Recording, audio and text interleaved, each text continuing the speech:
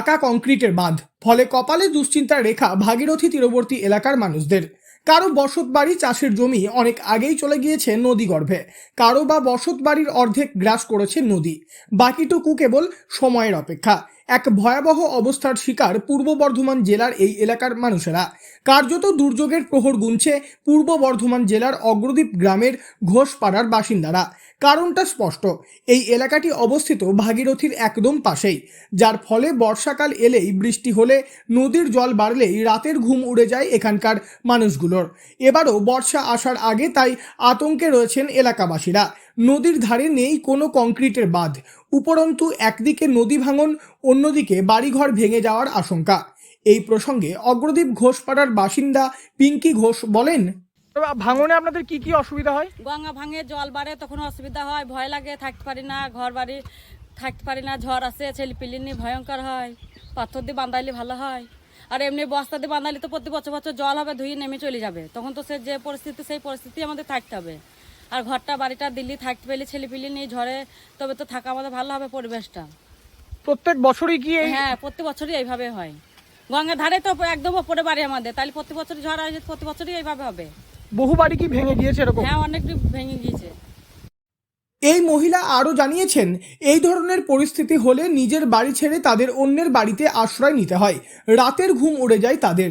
এলাকাবাসীদের কাছে আরও জানা গিয়েছে, ইতিমধ্যেই অনেকে অন্যত্র চলে গিয়েছে, কার্যত ফাঁকা হয়ে পড়ছে এই এলাকা। অনেকের জমি বাড়ি ইতিমধ্যেই নদীর গ্রাসে, যার জেরে ধার দেনা করেও নতুন বাড়ি করতে হয়েছে অনেককেই। কংক্রিটের কোনো বাঁধ না থাকার জেরে একটু একটু করে নদী গ্রাস করে চলেছে ঘোষপাড়াকে। ভাগীরথীর এই ভাঙন প্রসঙ্গে আর এক স্থানীয় গৃহবধূ জানিয়েছেন, তাদের আগে অনেকটা দূরে ঘর ছিল, যা এখন নদীর কবলে। নতুন করে যেখানে বাড়ি করেছেন সেখানেও প্রায় চলে এসেছে নদী। ফলে বর্ষাকালে কি করবেন তা ভেবে এখন থেকেই তাদের কপালে দুশ্চিন্তার রেখা স্পষ্ট। আগে বহু মানুষের বাস থাকলেও বর্তমানে নদীর কোপে পড়ে প্রায় ফাঁকা হয়ে পড়ছে এই ঘোষপাড়া। এই বিষয়ে আর এক স্থানীয় ব্যক্তি কৃষ্ণধন বাগ বলেন, অগ্রদ্বীপ ঘোষপাড়া একটা জমজমাট জায়গা ছিল এক সময়। গঙ্গার ভাঙনে সম্পূর্ণ গ্রামটা বিলীন হয়ে যাওয়ার পরিপ্রেক্ষিতে মানুষগুলো বিচ্ছিন্ন হয়ে গেছে, ওখানে চলে গিয়েছে। এখনও যারা ঝুলছে গঙ্গার ভাঙনে, এরাও কিন্তু ত্রাহি তাহি রবসারি, মানে তার রাতের পর রাত কিন্তু জেগে থেকে ঘুমোতে পায় না। অনেক ছেলেমেয়েরা নিয়ে কান্নাকাটি করে আমাদের কাছে যায়, আমাদের কোনো পথ থাকে না তখন তাদেরকে উদ্ধার করার। একটাই আমাদের দরকার ছিল গঙ্গার ভাঙনকে রোধ করা, কিন্তু বারবার সরকারের কাছে আবেদন করেও আমরা কোনো রকম বালির বস্তা দিয়ে আমরা কোনো রকম প্রতিরোধ করেছি, কিন্তু সেটা অস্থায়ী হচ্ছে।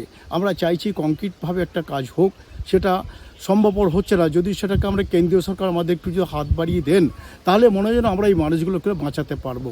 এটা সব থেকে আমাদের বড় দাবি এই এলাকার মানুষের। এই দাবিটা আমরা রাখছি আপনাদের মাধ্যমে। এই যে ঘোষপাড়া, এখানে কতজন পরিবার বসবাস করে? এখানে 130 ঘর পরিবার আছে। 130 ঘর পরিবারের মধ্যে আপাতত এখন যে কটা পরিবার আছে তারা সরে সরে চলে আসছে এগিয়ে গিয়ে, এবং তারা বিভিন্ন জায়গায় চলে গেছে। অনেক গরিব মানুষ আছে যারা জায়গা জমি কিনতে পারছে না, দুর্বল অবস্থায় তারা আছে। কি করে আমরা বাঁচবো, তাদের ছেলে মেয়ে চিন্তায় আছে চরমভাবে। বর্ষা এলেই কি চিন্তা? বর্ষা এলে পরেই তাদের মানে চরম চিন্তায় থাকে, চরম চিন্তায় এই মানুষগুলো, চরমতম চিন্তায়।